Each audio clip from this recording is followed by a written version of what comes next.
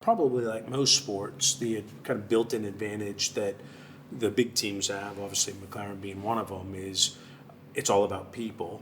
And I think we're fortunate that if all things are equal and you're kind of getting the same pay because of the cost cap, so we can't pay more or less than the next team. Do you want to work for McLaren? Or do you want to work for, and again, comes back to the baseball. Everyone wants to put the pinstripes on because that's an iconic team.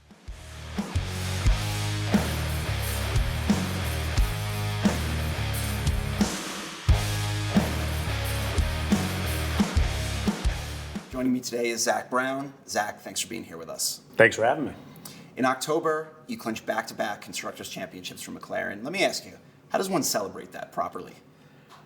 With your racing team, and not just the racing team at the circuit, but the entire racing team, which is made up of 1,400 people at McLaren Racing. The strong majority of those participated in Formula One. Of course, we have an IndyCar and a sports car team as well, but I think it's important while the moment takes place at the racetrack that we recognize and celebrate with everybody that's contributed. So pretty exciting times.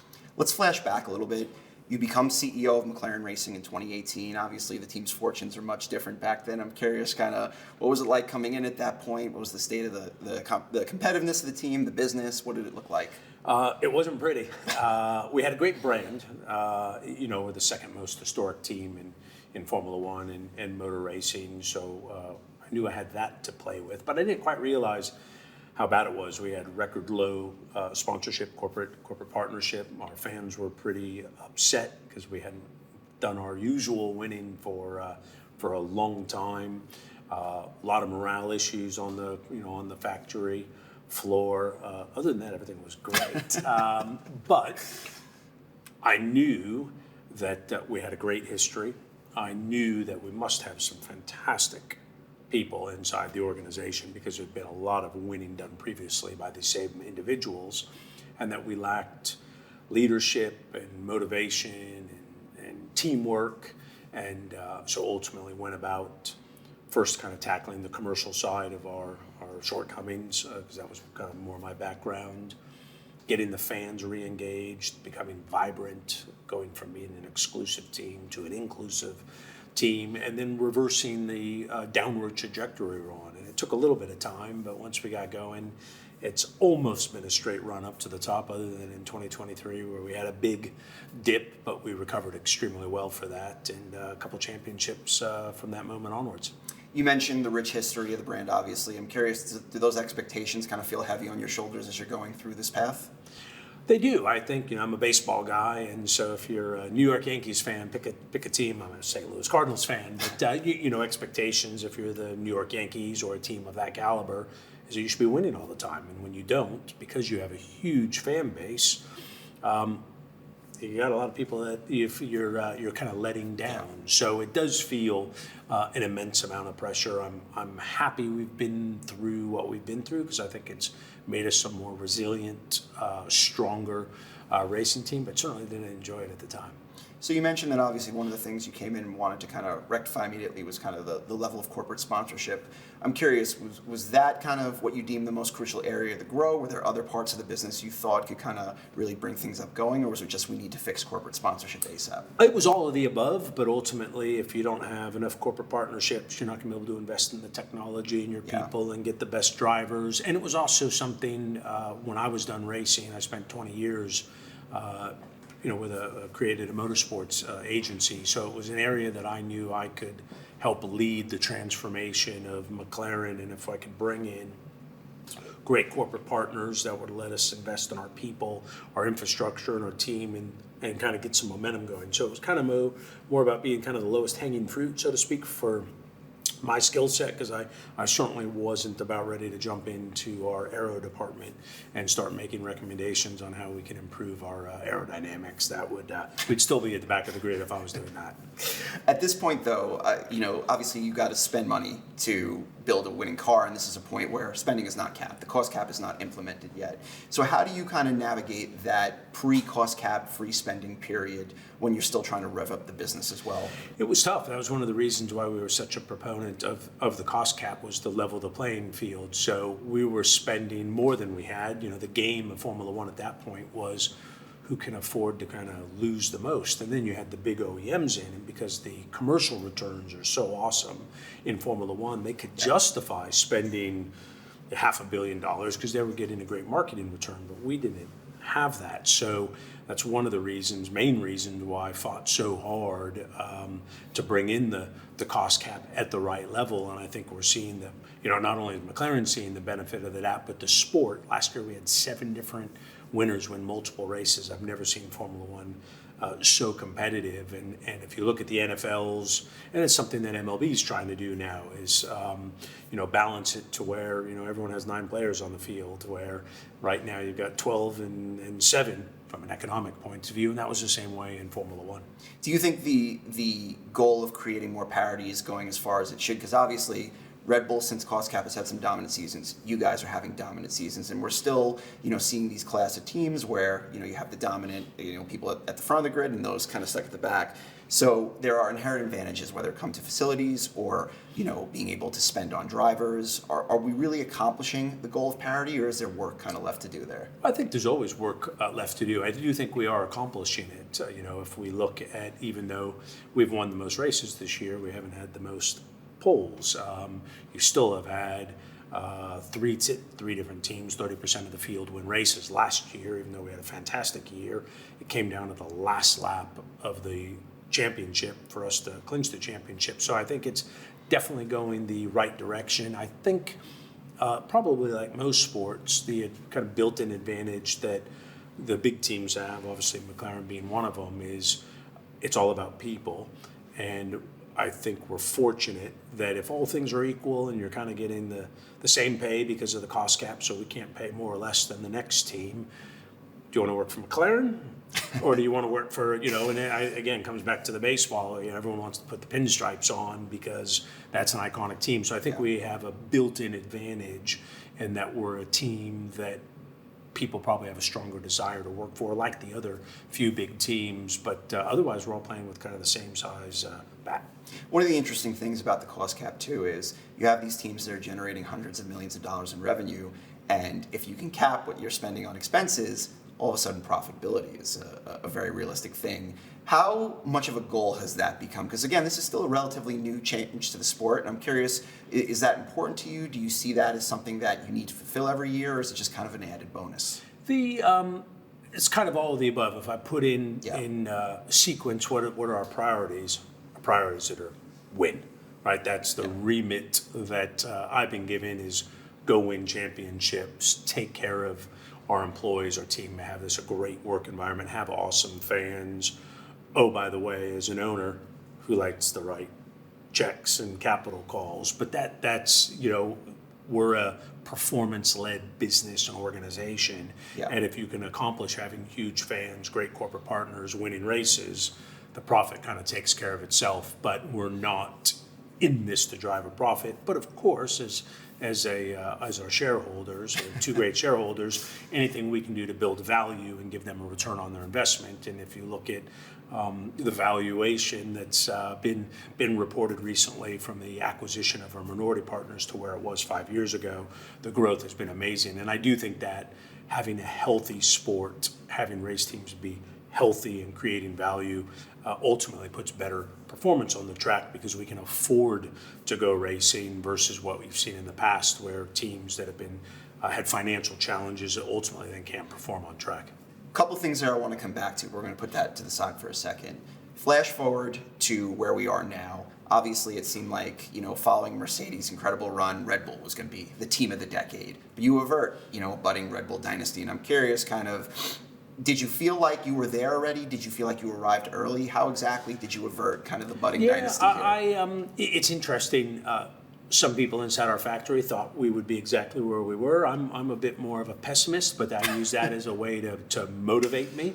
I think we've been so strong this year. I think it would be, no one can really come into a season going, we're going to dominate. That's quite arrogant. But I think that's good because it's healthy for us. And if you look, we haven't won the last few races, so we're feeling that stress of not having won the last few races, which keeps our feet on the ground, keeps us working hard. But I knew we would eventually get there, but it's pretty hard to put a timetable on it. So in Formula One, prize money is on a lag. So in terms of the winnings you're yielding from the championship, that's not going to largely be a component of the 2024 filings. Yet revenue for the team jumps from 23 to 24 by 100 million pounds, which in converted I believe is around 140 million US dollars. How did you already lock in that level of growth? Because this is effectively happening before you kind of have this incredible kind of ascension to championship level status. I think it's a combination of, we have a world-class commercial team led by a gentleman named Matt Dennington and Nick Martin. Have done a fantastic job, unbelievable CMO, Louise McEwen, who then works with all our fans and our brand, which allows our commercial team to bring in commercial partners. As we mentioned when we got started, unbelievable brand, two unbelievably exciting young drivers. So when I think you put that all together, we've done a really good job off the track, which has enabled us to do a really good job on the track. What then does the championship season do for you? It doesn't hurt. It only helps, but it puts pressure on, and then it raises expectations. And so, expectation management. This is sport. It's not if we don't win the championship at some point. It's when. And so, we need to keep our feet on the ground. We need to, while capitalizing on our on-track performance and our popularity, not do what I've seen from other teams who kind of sell too hard off of that, and then as soon as you fall to second or third or fourth in the championship, you're right on the back foot. So we're trying to kind of let everyone enjoy the moment, but not squeeze the lemon so much that when we are second, third, or fourth in the championship, that we have everyone coming and knocking on our door. So we tend to kind of sell ourselves, if you'd like, as a top team, a top three team. And if we can over-deliver, fantastic, but not put ourselves in a position where that becomes the expectation. What do you think that does for revenues for 2025? Like when you think about, okay, where you were in 2024, how do you expect to perform this year versus last year, considering you have the championship money coming in now and also a growing commercial business? Yeah, I think, fortunately, we're not a public company, so I can kind of answer that question without getting myself in trouble. We've had a very strong 2025. So, our season kind of commercially, as far as revenue generation's over, we're totally focused on 2026. So 25 will be a fantastic year. It has been on the track. Hopefully we can get our drivers first and second. So we're very focused on that. And from a business standpoint, life's never been healthier. We, of course, announced earlier this year that we're going to become McLaren MasterCard, which we're very excited about in 26 and beyond. All of our great partners, the Googles, the Dells, the OKX, everyone's coming back. So we're at a very healthy spot with our partnerships. I'm going to come back to MasterCard and some of those other sponsors in a moment. But even beyond 2025, when you think 2026 and beyond, the Dallas Cowboys are held up at this team that generates over $1 billion in revenue, and that is such a rarity in sports. What's your expectation for 26 and beyond, knowing the path you're on? Is $1 billion top line, something you see in the future for yourselves? Dollars, maybe. I think we have a lot of work ahead of us to get there, but we like to shoot for the stars.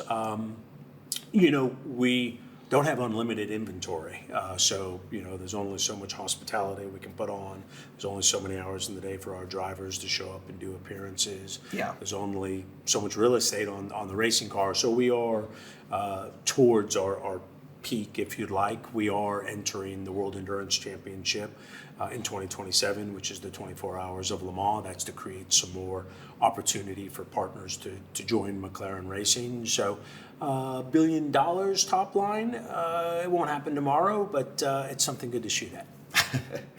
So earlier this year, you've touted the scale of McLaren's commercial revenue. New deals with Okta and Allwyn, also re-upping deals with Alteryx, Medallia, Salesforce, Smartsheet, Stanley, Black & Decker. You even went as far as to suggest this could be one of the best commercial years for an F1 team ever. Why do sponsors gravitate to McLaren? Good question for them, but I think, first of all, we care. We care a lot about our partnerships. We don't see them as a sticker on the race car. We're very passionate about their businesses. We have two types of partners, those that are B2B and they help us, therefore be a better racing team, whether that's a Workday from an HR perspective and helping us on the back end, whether it's a Dell who's assisting us with our wind tunnel or a Cisco on community. They're all integrated into our racing team, so they're very meaningful and important to us beyond the pure economics. And then you have consumer brands who are helping us engage with our fan base, bring in more fans, introduce new fans. So they're the lifeblood of McLaren. I think they know that. They have that level of importance to us. We have a great commercial department, very sophisticated. We try and want to kind of win off the track as much as we want to win on the track. So we're very competitive. We've got a great brand in an unbelievable sport.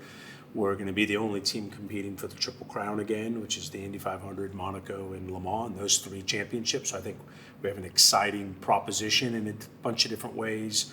Partners can engage with McLaren Racing through our different teams. I think you put that all together, and the quality of people that we have and the attention we put on our partnerships, the results have been fantastic. You know, you mentioned brand. I'm curious, that reputation, do you feel like you get more impact from McLaren as like just the general kind of car brand or as a racing team specifically? Kind of all of the above. You know, in some territories we're well known as a Formula One team, an IndyCar team, sports car team. Others, it's our automotive. I think the beauty of it is we're both, and a very popular brand. So I think the two businesses, if you like, are very complementary and help each other build our businesses. I have no doubt they're selling more road cars because we're a successful racing team, and I have no doubt that we're more famous because we have an awesome car company. What type of consumers are you delivering to your sponsors? Like, what is the ideal package of eyeballs or kind of data that you're able to hand over that makes these sponsors so interested in kind of working with you guys? I think it depends what their goals and objectives are, right? There's some that are very interested in the people in the grandstands, you know, the fans. You know, you look at someone like MasterCard, you know, they're kind of in everyone's back pocket, right? So they have they're in my pocket. They're in my pocket, and so therefore, you know, they have quite a wide reach. You then get into the Ciscos and the Dells of the world who might be a bit more B2B focused, and they're more interested or focused, I should say, in the Paddock Club where there's a more corporate environment. We call Formula One kind of 24 little mini Davos, even though they're pretty big, traveling the world. So there's a lot of business that's done inside a pit lane, if you like, a paddock, and especially in McLaren because of our partner ecosystem. They're doing a lot of business together. So we see ourselves as a sales, marketing, R&D development for our partners. So they all have different goals. We sit down with them. We develop kind of where you're trying to take your business, and then we look at how McLaren can help them accelerate their business. You have a background in this area of the business, obviously. In 1995, you found JMI, and that's later acquired by CSM. What drew you that side of the business, and what was kind of your breakthrough moment? I love the business of motorsports. I'm fascinated by businesses and how they run. I learn a lot from our partners, so I enjoy it. As I kind of mentioned at the top of the show, if you'd like, I'm not going to contribute to our aerodynamics or our vehicle performance team, but I feel on the commercial side. So I enjoy it. I'm fascinated by it. I've been doing it for a long time, and love to network, get to know people, and help people accomplish their goals together. So how does that lay the groundwork for McLaren's commercial strategy today? Like, what specifically were you able to take away from your time with that company versus now? I think it's being focused on our partners first, right? It's obvious what we need. We need a beautiful racing car. We need strong economics to be able to pay great drivers, invest in technology. But the only way you're going to put that partnership together is if you truly understand what your corporate partners are trying to do in their business. So it's all about understanding their business, giving them what they need. We have partners all shapes and sizes, and so we're more interested in being associated and affiliated with high quality companies, fast moving, some big, some small, but all great brands. That's what gets us excited because they're all shapes and sizes. That kind of takes care of itself over time. We've got a great track record of retention with partners, growing partners. So we're just focused on getting aligned with the right types of companies. Is it just big tech? Are there any other like new categories that sponsorship has really opened up and you guys are dealing in places like you never would have thought before? Yeah, I mean, as the world evolves, crypto's, obviously a big category, if you'd like, that didn't exist not too long ago. Tech is an obvious place to be in Formula One because it's technically the most advanced sport in the world. Consumer brands, I think, had been historically difficult to engage because of the structure of Formula One with the fans, and that's why you see the NFLs and the NASCARs so popular in America, as they've been very fan-focused. And I think now that we've shifted to being a very fan-focused sport, not just McLaren, you're seeing more consumer brands coming in. So I think that's what you'll see is we've got hundreds of millions of fans that want to support their racing teams and their drivers. So I think you'll see more consumer brands continue to come into the sport. Are we going to see like McLaren with a cosmetics brand sometime in the near future? We've got some brand extensions, if you'd like. I'm not sure cosmetics is right on our target for us, but we're sport, we're high performance, we're technology. So watch this space for maybe another sport or two that is premium sport. Technology is very important, global. So I do think you'll see us in some other sports here in the not too distant future.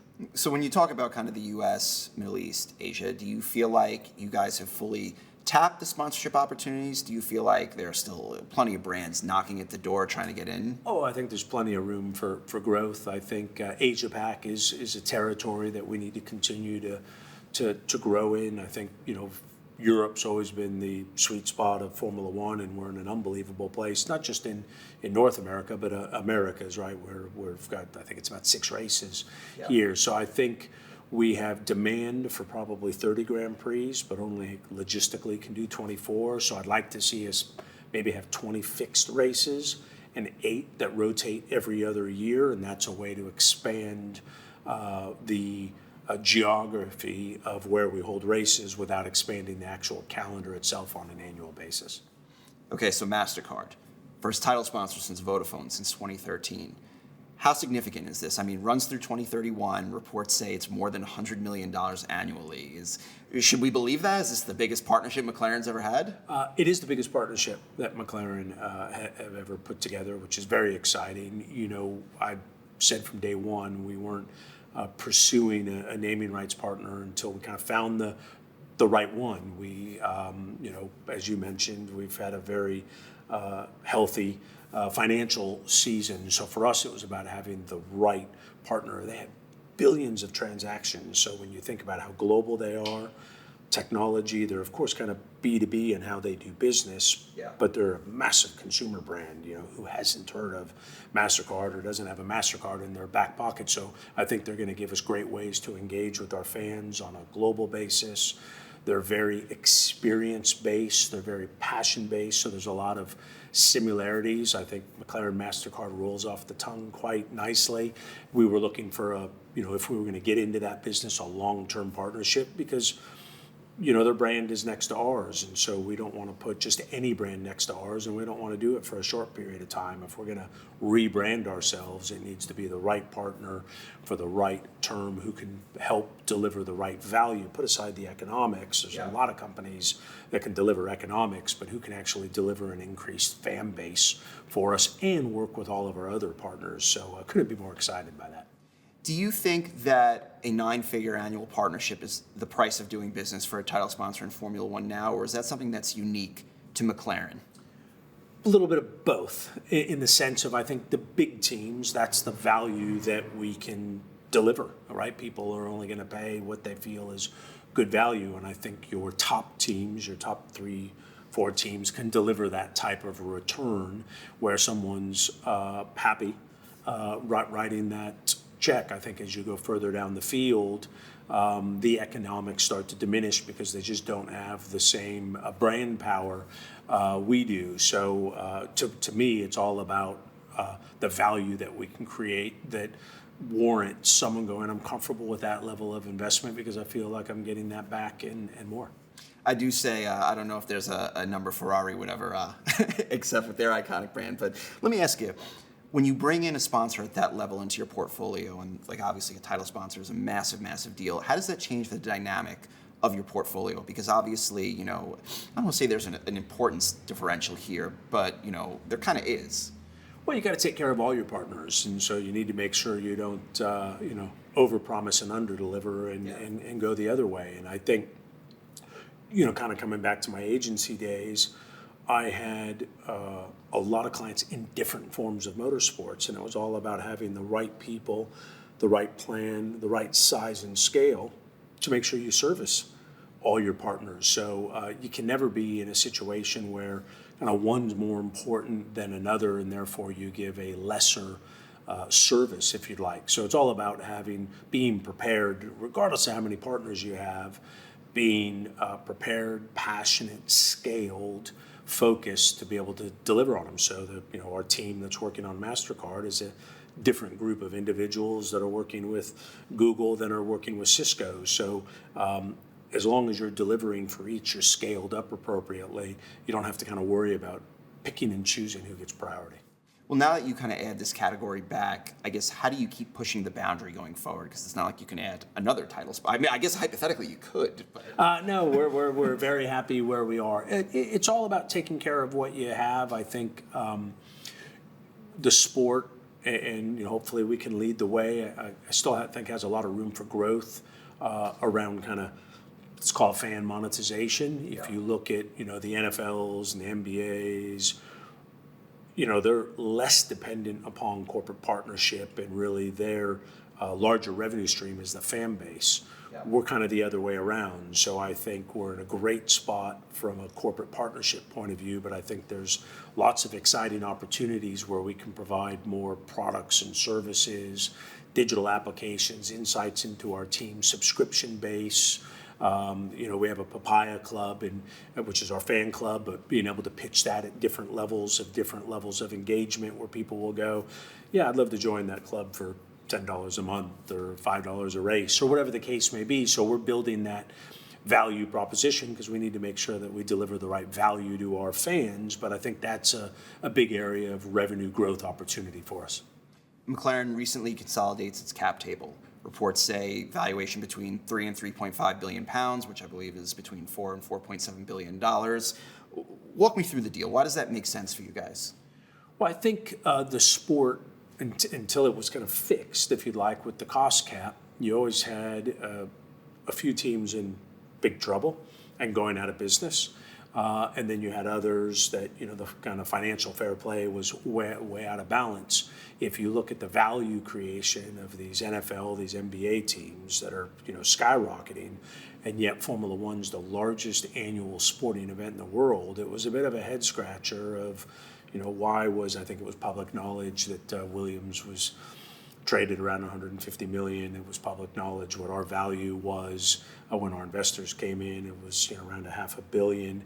But yet you look at NFL and NBA teams, and they're trading for 5, 6, 7, 8, 10 billion now, and you go, that's 500 million, and that's 5 billion. But this sport's actually bigger, and it was because it kind of had a flawed business model. Once we fixed that business model, I think your sports investors went, wait a minute, this is undervalued. What a great opportunity. And now look at how quickly manufacturers have come in. Audi's acquired a team, Cadillac's coming in, the level of investment that have come in, real serious investors. And so now I don't think you can acquire a Formula One team probably under $2 billion. And not long ago, you could almost acquire anybody for $2 billion. And so it's a great success story. Just to clarify, can you speak to where in that valuation range that the sale landed? What's been reported is not a million miles off. Yeah. And in terms of where you see yourself in the valuation hierarchy, do you see yourself kind of back at the top of the grid? I mean, again, I believe in Forbes rankings, we had you in 2023 at 4th. Are you guys challenging for number one from your area perspective? I mean, you got to say Ferrari, of course, needs to be number one. Unbelievable racing team. They're the longest standing sport in Formula One, and what a unbelievable brand. So I think no one would argue they're number one. Then I think when you get into who's number two, We're the second most historic team, an unbelievable brand. Mercedes, unbelievable team. Red Bull, unbelievable team. So you got to say those are the top four. Are we number two? I'd like to think so. I want to flash back because these numbers are astonishing, but a couple of years ago, MSP Capital and a couple other investors who ended up being bought out first come into the team in 2020 at £560 million. And you read about it, McLaren was not doing so great financially at that point. What was that period like? Was it as dire as it seemed? It was. Now, fortunately, our major shareholder, I knew always had our back. So it was as dire as reported, but always knew there was kind of a parachute. But we were getting pretty close to the ground. And ultimately what they decided, we were in COVID, times were tough, investing in automotive. They be coming back to their passion is first to win. They took the decision of let's go for it. And if that means we need to sell a small piece to enable us to go for it, we'd rather do that and drive performance than kind of live within our means, but then that come at the cost of performance. So that was why the decision was made. Clearly the right decision. Things are much healthier now. And so Mumtalakat and Saivan, Mumtalakat being Bahrain, Saivan being Abu Dhabi, long-term relationships and partnerships there, decided, time is right. Let's consolidate. Our minority shareholders got a great return, which is awesome. As a CEO, you want to deliver return for your fans, your partners, your shareholders, and so it's been an unbelievable story, and long may it continue. Is it something you laugh about now, thinking about where you are today commercially versus like, wow, we're almost at the ground there? It's pretty. It's been an amazing turnaround, but the leadership team and the people at McLaren have done a wonderful job, so well deserved. Touched on this a little bit. I mentioned, especially since the cost cap valuations have been on the rise, and when we last valued the teams in 2023, the average team was worth $1.88 billion, which up 276% from the $500 million average in 2019.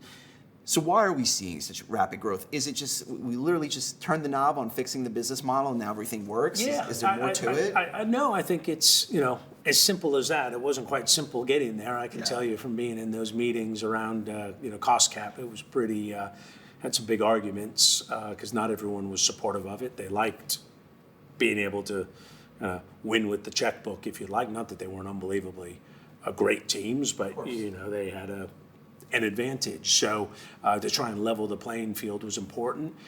It took a lot of work. Hats off to Liberty. Chase Carey was running the business that time when Jean taught. Now you've got Stefano, the CEO of Formula One, and Mohammed bin Salem, the president of the FIA. So those are the two groups that need to continue to drive forward with the team's input. But I think it wasn't simple, but it's a simple description of we needed to fix our business model, and we did. Look at the level of competition, as I mentioned, 7 different winners winning multiple races last year.